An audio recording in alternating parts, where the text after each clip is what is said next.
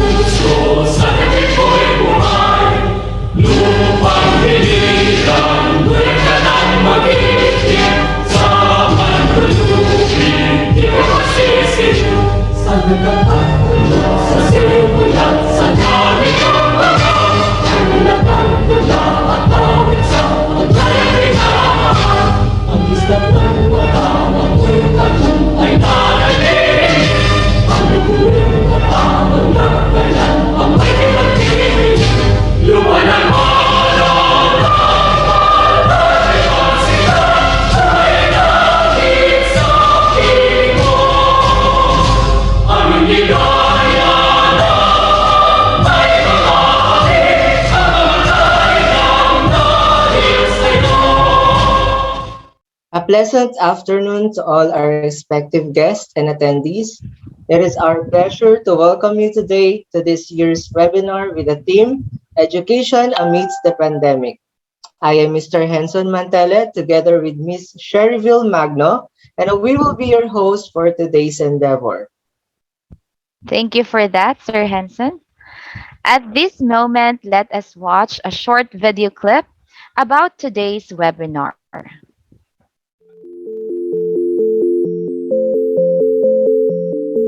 It's about connections. Anyone can participate.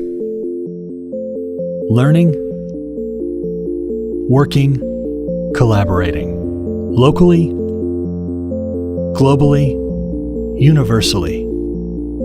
Moocs are a game changer for higher education. The large-scale availability, the low cost to students, the questions raised around credentialing, and the analytics Moocs provide all create a momentum to new pathways for education. Moocs may not be the end game, but they've certainly gotten a lot of us in the game. I think the common theme behind MOOCs is really connectedness. And what we think we're seeing is that we're in the connected age, not the information age. It's not just about getting information. It's about how you connect the dots, how you connect people, how you connect different types of information. When you look at Moocs, it's something which assumes the web for a start. They're predicated on that kind of organic, networked sociability. They assume huge scale, and that's their strength. We have to remember that most of the people who take Moocs are not enrolled college students. Sometimes it's for work. A lot of people are taking Moocs for personal enrichment. I think one of the great possibilities for connected learning and Moocs is to connect the workplace, higher education, and lifelong learning. Moocs are doing more than providing an opportunity to learn. They're bringing attention to the cost of higher education by upending the notion of the traditional university registration. Moocs are helping presidents and provosts pay attention and understand the shift in connectivity and delivering online education to consumers through information technology. They are creating new business models for higher education, and they are providing information about how we learn through the use of analytics. Another important point about the connected age is analytics. When things are connected, when they're digital, you can collect information. And if you are collecting data, because things are connected, you can develop dashboards that tell instructors where their students are with a granularity we've not had before. Beyond the hype of Moocs is a peek into the connected age. In the connected age, IT is not just a delivery channel. It's a way to change the learning experience and an enabler of new lifelong learning models. If you think about the connected age, it's really about creating pathways, not just isolated experiences or courses or gateways that let people in or keep people out. It's about creating a pathway to lifelong learning. For our first session this afternoon, I would like to introduce to you one of our guest speakers. Our first speaker is Ms. Rochelle D. Mangampoglova, LPT. She graduated from Bicol University with a degree of Bachelor in Cultural Communication, major in Audiovisual Communication. She also graduated from National College of Business and Arts with a degree of Bachelor in Elementary Education. She's currently taking her master's in Educational Management at the National Teachers College. She's also a faculty instructor at Divine Word of College of Legazpi from 2019 up to present, and an online tutor for Koreans, home-based from 2014 up to present. With that, let us give her a warm virtual applause. I guess by now we are all familiar with what LMS stands for. Good day, everyone. LMS means Learning Management Systems. It is a software application or web-based technology used to plan, implement, and assess a specific learning process. Here is a wide range of free or open source LMS softwares. We have here Blackboard, Canvas, Google Classroom, Moodle. We also have Neo LMS. There are only a few of the many wide selections of LMS that are available, each having their own specific features, but they have the same purpose. Why schools need LMS? Well, education platforms, learning management systems, they are innovative tools that educational centers should not be without specifically today.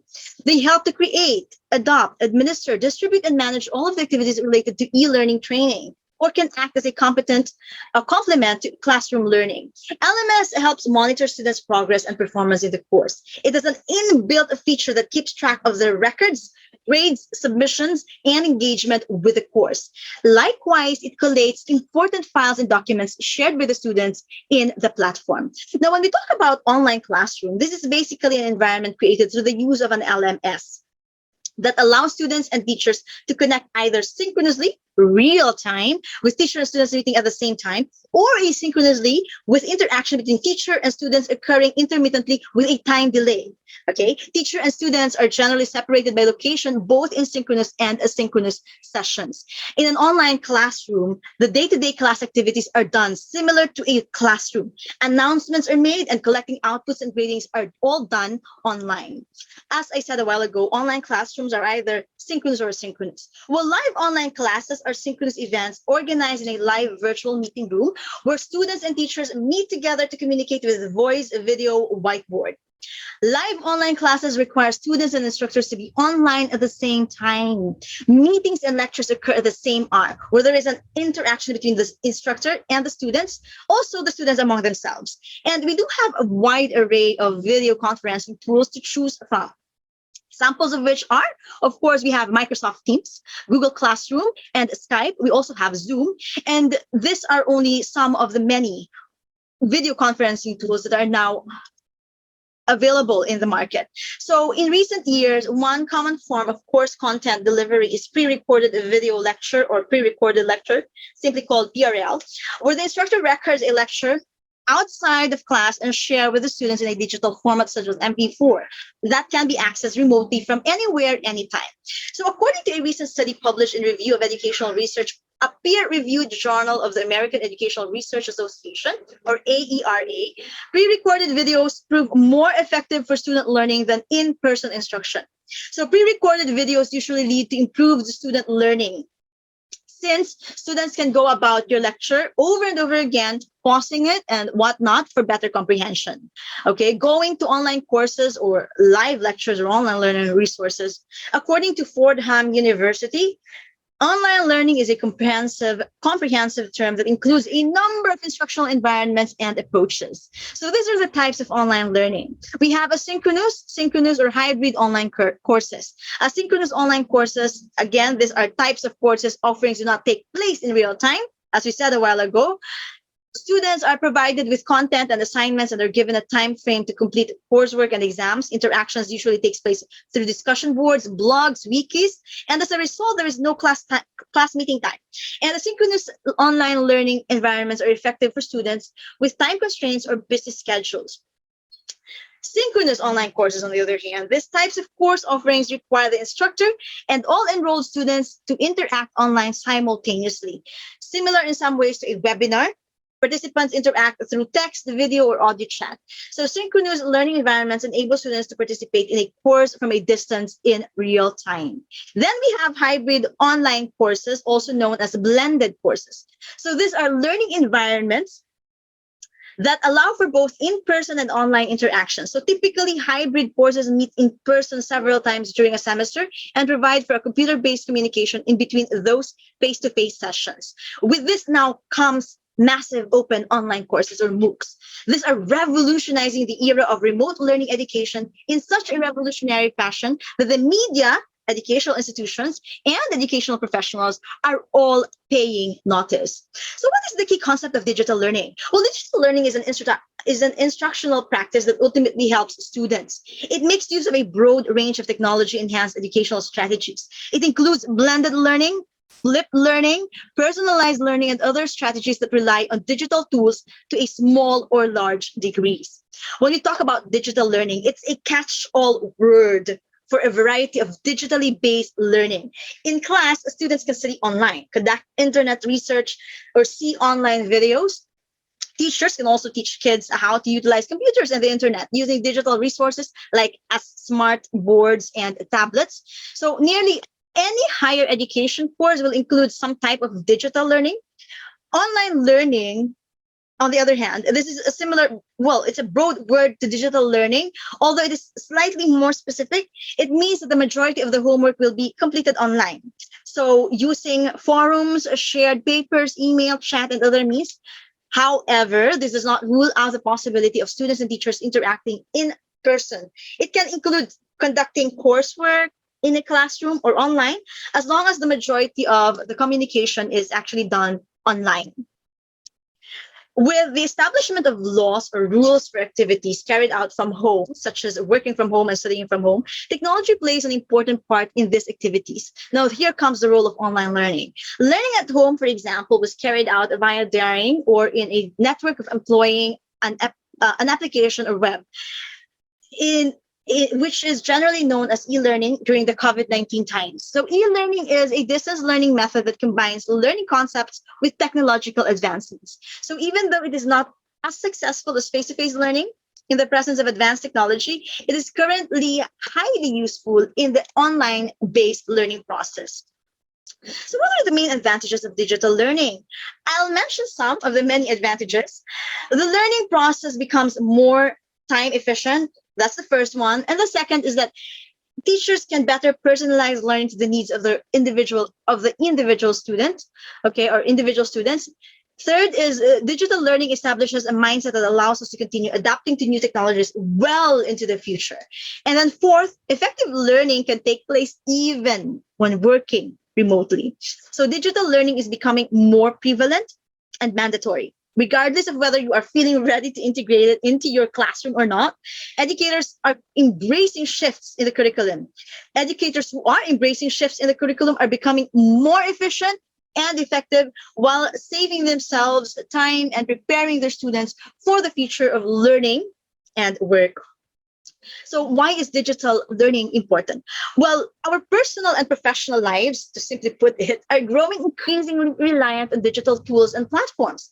Digital learning expands students' access to education and knowledge while also equipping them with a mentality and talents that will help them succeed today and in the future. According to the growing body of evidence, simply providing learners with devices does not guarantee better outcomes. Okay, deliberate integration and actively adopting a digital mindset are required for digital learning to actually improve the whole student experience. So, how is MOOC different? Well, massive open online courses, MOOCs, are online courses available to anyone with a computer and internet connection. They offer students a way to learn in a setting similar to an online class, but are usually loosely structured and can be accessed without paying tuition or committing to an academic program. So MOOCs differ from regular online courses in at least three aspects. First, for unlimited, it has unlimited participants. Okay, the scale up education at marginal cost, meaning not so expensive. It's for free. Okay, the accessibility, it's free to access and without prior entry qualifications, and it provides a fully online course provision. Okay, and that is all. I hope that you were able to grasp and get a glimpse of how MOOCs came about, having its roots from digital learning. Also, how digital learning is revolutionizing the teaching and learning schemes in the classroom. With that, thank you for listening. And again, good day. Now I turn you over to our MCs. Thank you so much, ma'am, for that very informative and engaging talk. Without further ado, let us put our hands together for our second speaker. Our second speaker is currently a senior high school teacher at Lyceum of the Philippines University, Cavite, and Pan Pacific University School of Basic Education. He is the Vice President of the Association of TESDA Manila Accredited Assessment Centers, also the Assistant Treasurer of the Association of Technical Schools of Manila, Incorporated. He is the Vice President of Binild Administrative and Support Personnel Association and the Vice President of the Internal Affairs of the Association of TESDA Manila Accredited Assessment Center. He earned units of Master of Arts in Education, major in Students Affairs, and Services Management at De La Salle University, Manila. He took Social Studies education at the University of the Philippines. He also earned units of Master of Arts in Social Studies education at University of the Philippines, Open University. And now, he is currently taking Master of Arts in Education, major in Social Science at National Teachers College, Manila. Ladies and gentlemen, please welcome our speaker, Mr. Melbourne B. Pisho. Hi everyone, good afternoon. And first let me check if I'm audible. Can you hear me, guys? Yes, sir. Thank you. All right. So I think as an educator, we will all agree that one of the greatest things that happened, in this pandemic is it changed the course of education not only here in the Philippines but in the whole world. Thanks our first speaker by sharing to us that yes, COVID-19 had brought disruptions to education that puts spotlight our schools, and also it challenges our schools because of this. And now we know that our schools are resilient by being adaptive to the new situation brought by that particular changes. Before I officially start my presentation, let me say thank you to the team for making this webinar possible. and also for inviting me as one of the speakers for this particular milestone. So maraming salamat. So let me ask you first, guys. Who among you were able to finish a short course or a module via online, particularly during lockdowns or during the height of pandemic? If you're able to complete at least one, please type yes on the chat box. And yes, can you please type yes if you're able to finish at least one online course or module? Ayan. Yes, yes ba? Meron ba nakatapos dito? All right. Yes, I'm seeing yeses. Thank you so much. Thank you for your answers. And for those who were able to finish a short course or via online,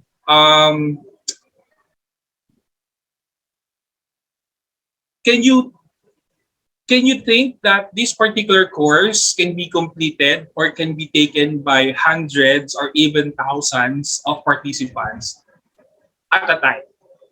If your answer is another yes again, my dear ladies and gentlemen, hence we can consider that particular program as a MOOCs because of the large numbers of takers. Can you remember the word massive?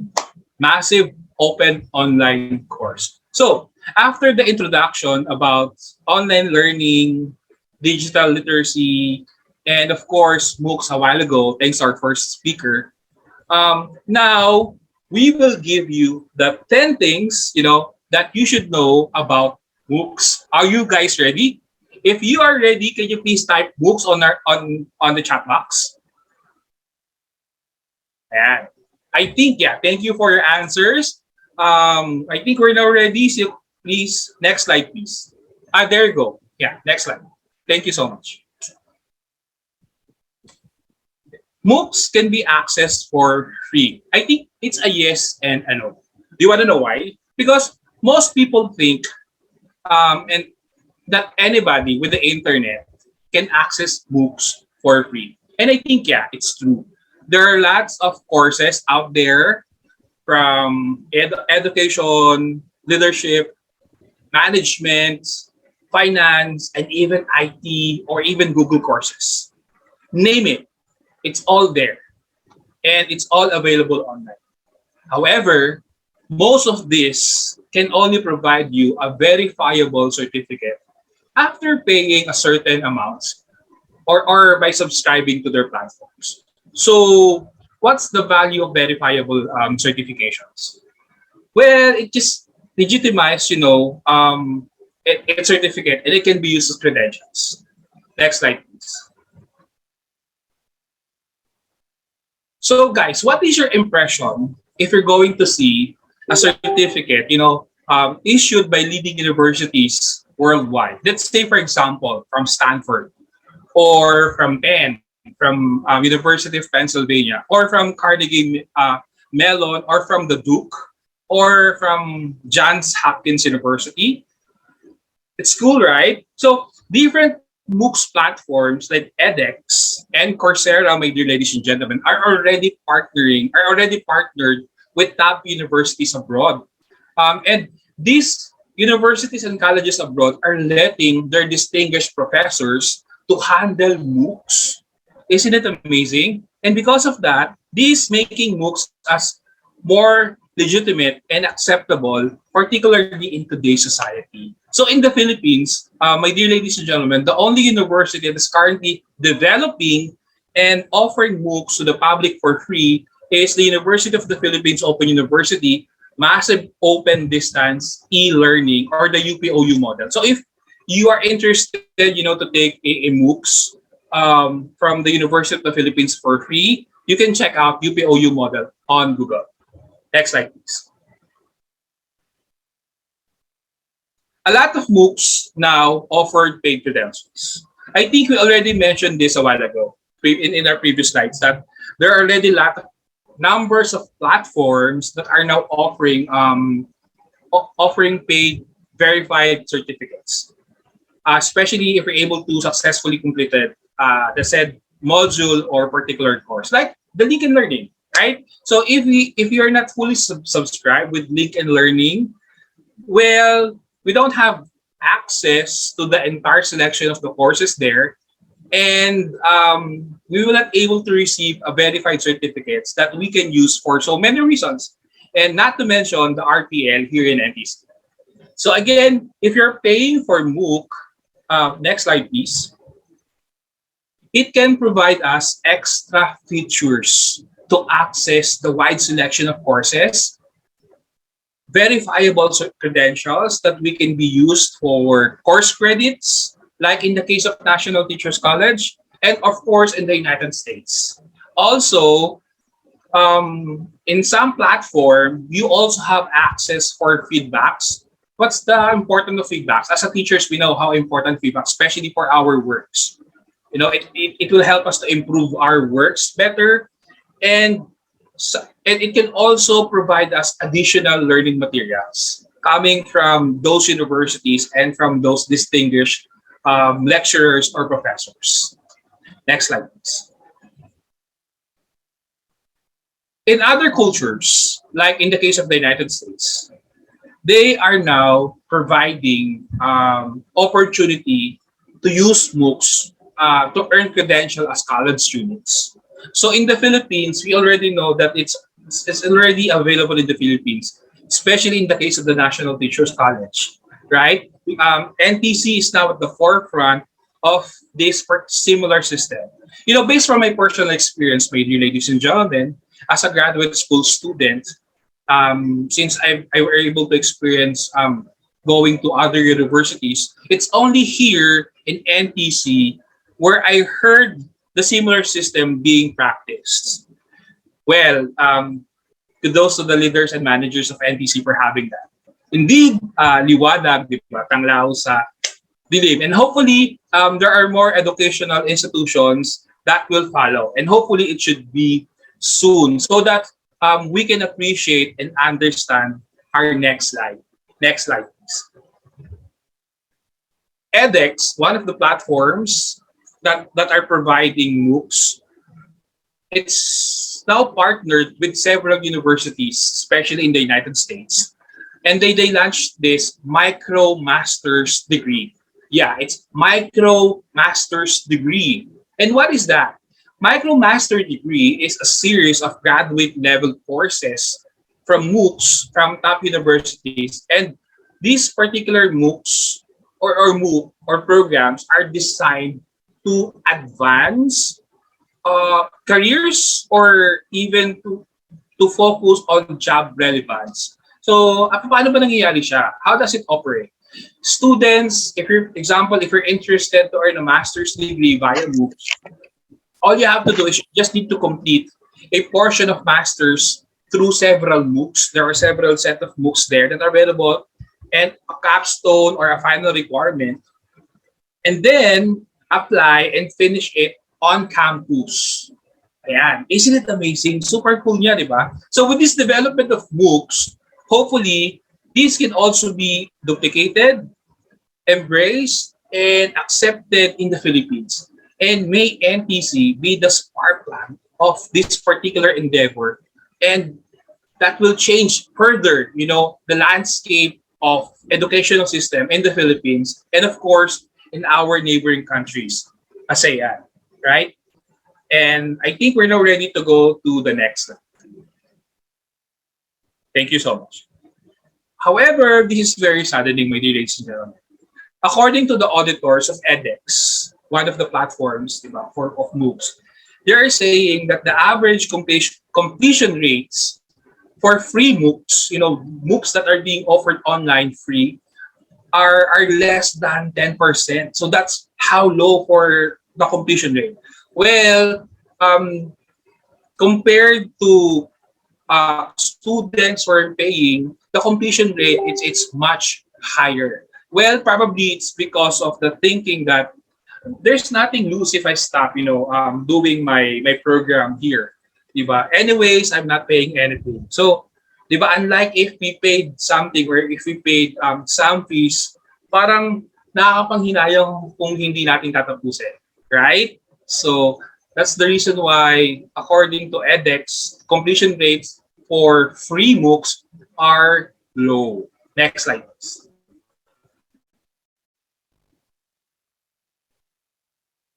Probably 5 years ago, many of us here do not believe in online learning and digital learning. Many of us would raise our eyebrows for students or even colleagues who are studying or they were able to finish their studies or programs outside a brick and mortar school. Hence, that's the reason why there are so many people today who have a low regards for students who are able to finish their education via ALS, Alternative Learning System, or even ETIA, or the Expanded Tertiary Education Equivalency and Accreditation Program, or even those who are able to finish their program online, like open universities and colleges. I know that because I experienced that, my dear ladies and gentlemen. I finished my professional teaching certificate or PTC. That's an 18 education unit program of the UP Open University. And when I finished that,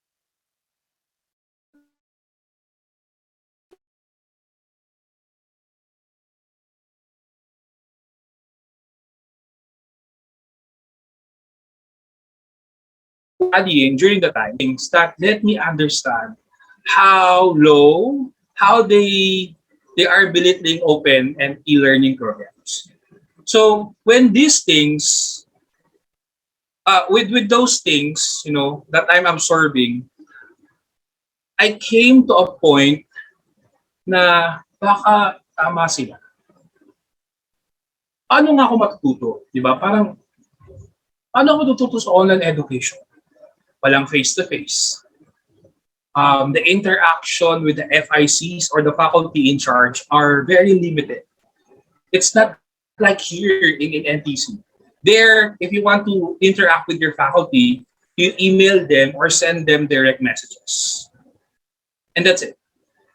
However, when the result of September 2012 of LET came out, I proved them wrong. And I also proved to myself that I'm wrong with how I view open education or or or digital learning. I passed that in one day.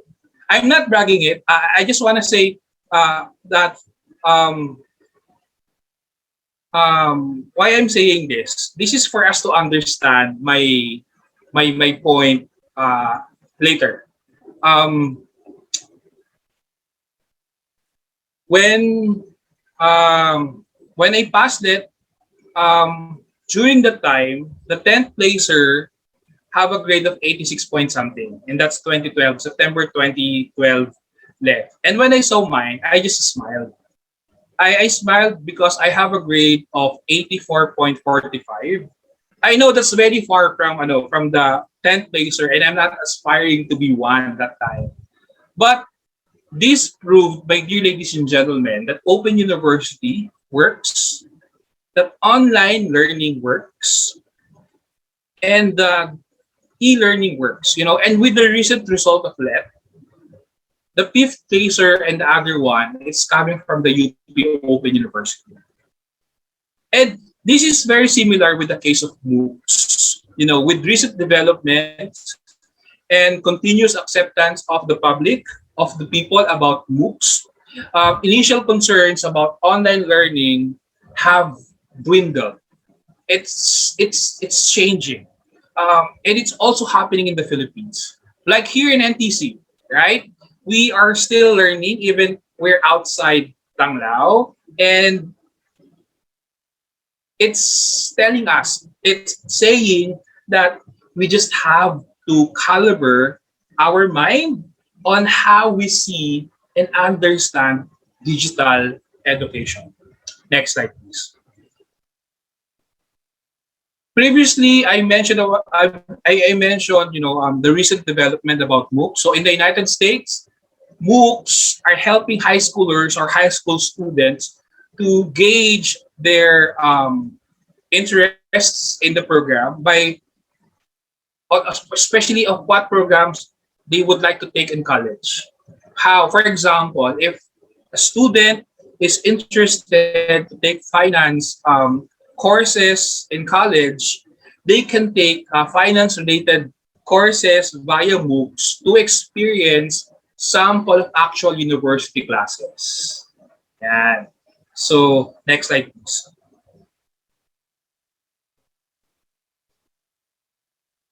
Yeah, since books are, platform that's uh, needing the internet, it is not surprising that MOOCs are reaching the all corners of the world.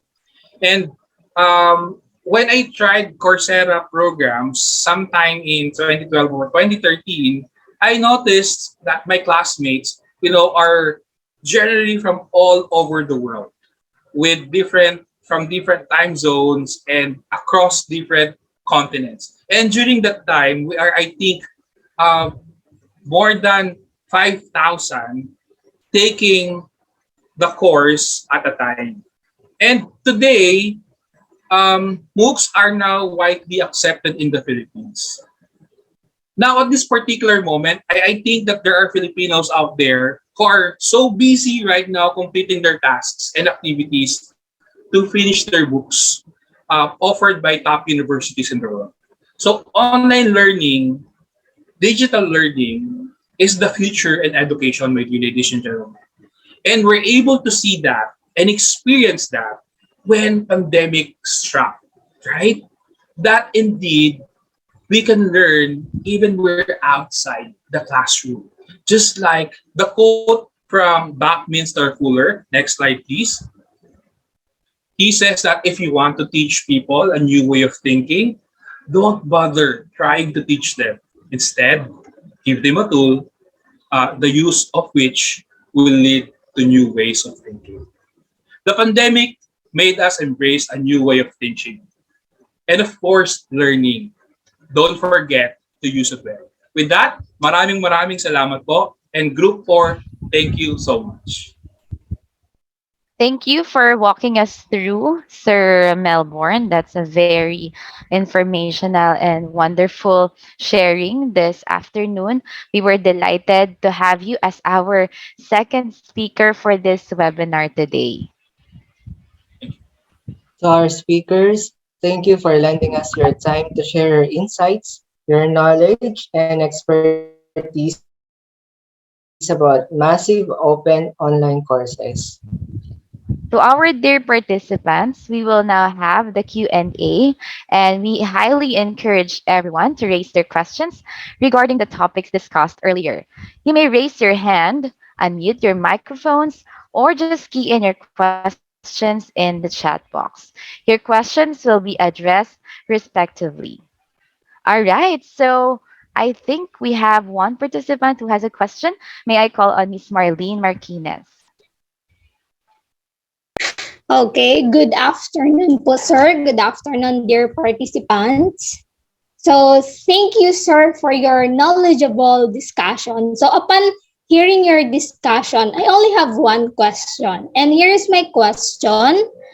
What is the most disadvantage of MOOCs in our own learning capacity that we need to avoid? All right. So thank you for that question, Miss Marlene. We will ask our speaker to answer that one. All right. Can I answer that question, Miss? Yes, please, Sir Mel. All right.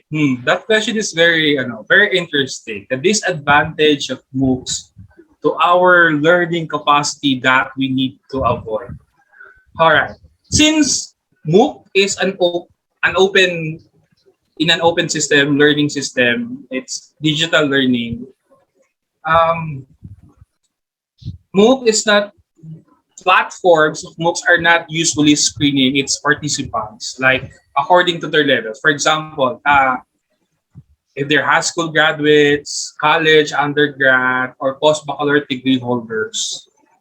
Thus, MOOC is not considering, the different types of learners that are enrolling in their particular program. So in MOOCs, to know whether if you are successfully passed the course, this is when you submitted uh, necessary requirements or activity that, of course, it need to be in good quality outputs. Like, if you need to successfully pass MOOCs or if you want to complete MOOCs, you should be able to follow their standards. That's too rigid. There's no ifs and no buts. Like without consideration to other factors that we are giving to our students, like A for effort, those things. So since Moocs, as of the moment, in general, it's like that. We should be aware that before we entered Moocs, we should be ready and equipped with the skills that is necessarily needed to be a successful, to successfully pass Moocs. And for me, as of the moment, that's the disadvantage of MOOCs to our learning capacity.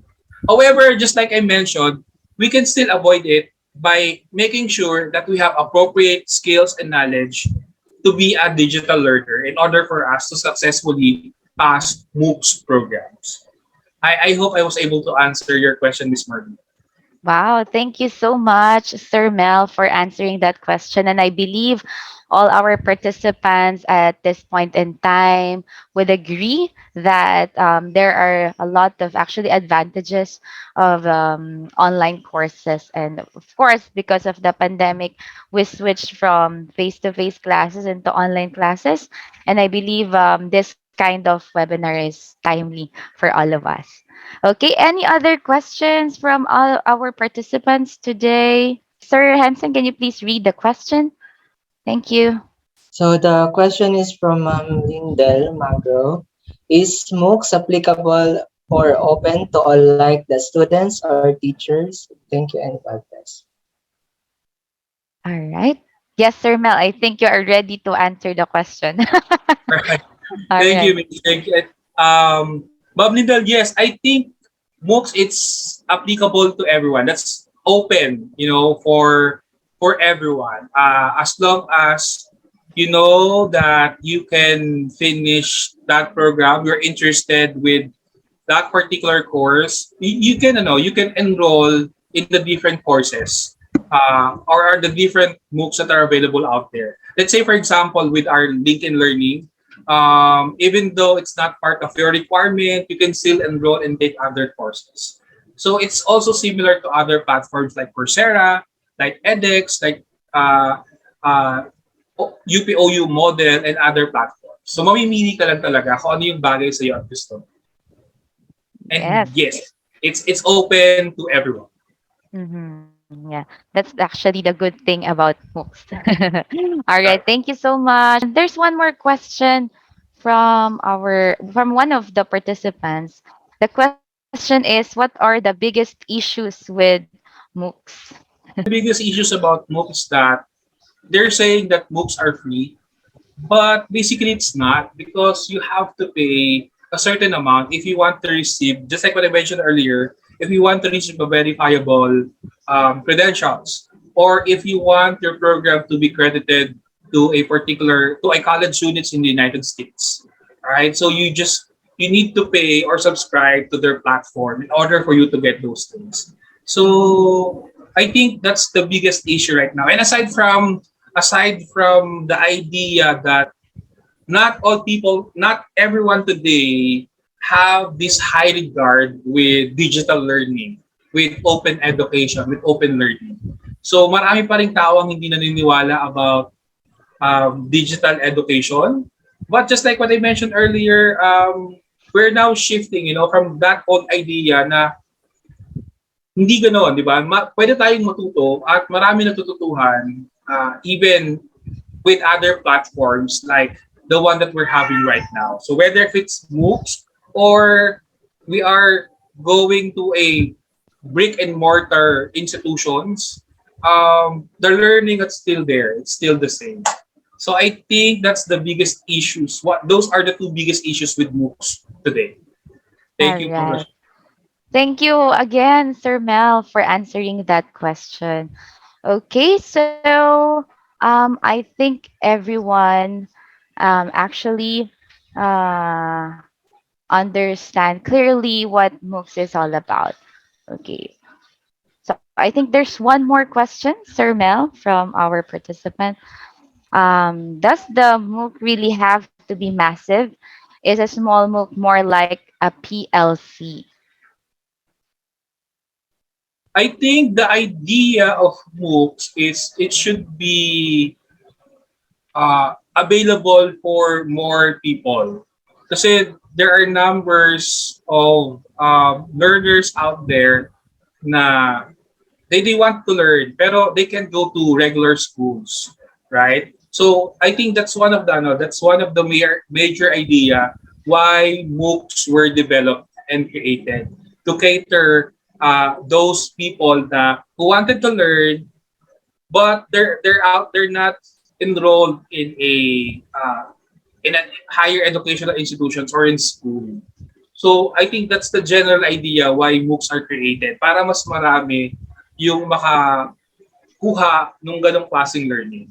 So yes, it should be massive. Kailangan marami yung nagki-cater for MOOCs. Wow, thank you so much, Sir Mel, for answering that question. All right, so I think that would be all. For questions that we may not be able to accommodate due to time constraints, kindly send us an email and we will send our email address in the chat box. Thank And you so that's a wrap for everyone. Thank you so much for staying with us the whole session. We do hope that all your questions were answered. Now, let's proceed with the awarding of certificates to our guest speakers today. For the first certificate, we would like to give the certificate of recognition to Mr. Melbourne Pisho for his valuable insights, experiences, and expertise shared with the participants of the webinar entitled Education Amidst Pandemic Massive Open Online Courses or MOOCs given this 11th day of June 2022 at National Teachers College. Signed by Ms. Cherville Magno and Dr. John Amor PDS.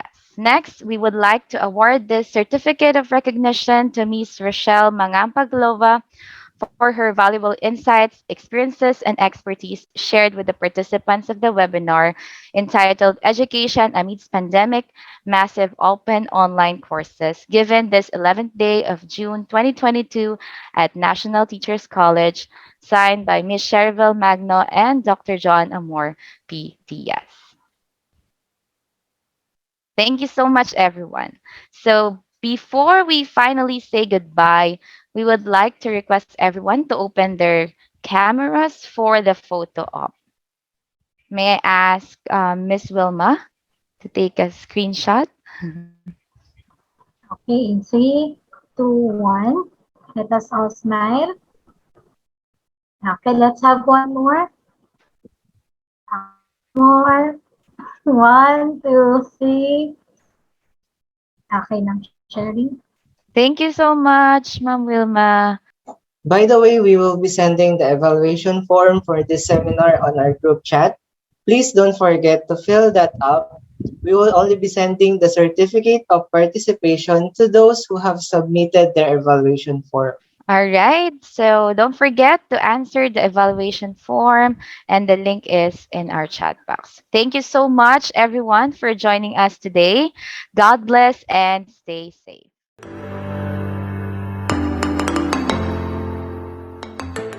Yes, sir. Sabaw na yata ako. question and answer. Ano po, ano po? Usapan natin isa lang. Nagulat ako, sir. Ang daming tanong. Sabi ko, ay, ang daming tanong. Nakinig silang mabuti, Oo nga. Sir Mel. Ay, tunay Pero, pala. Tunay ang ganda talaga, sir, in fairness naman. Galing mo pala, sir. I-invite Oo, sir. Invite ka namin, sir, ah. Michelle, kala ko ba isa lang? Sana may justice. Sana uno tayo. Sana po, no? Yeah, hopefully.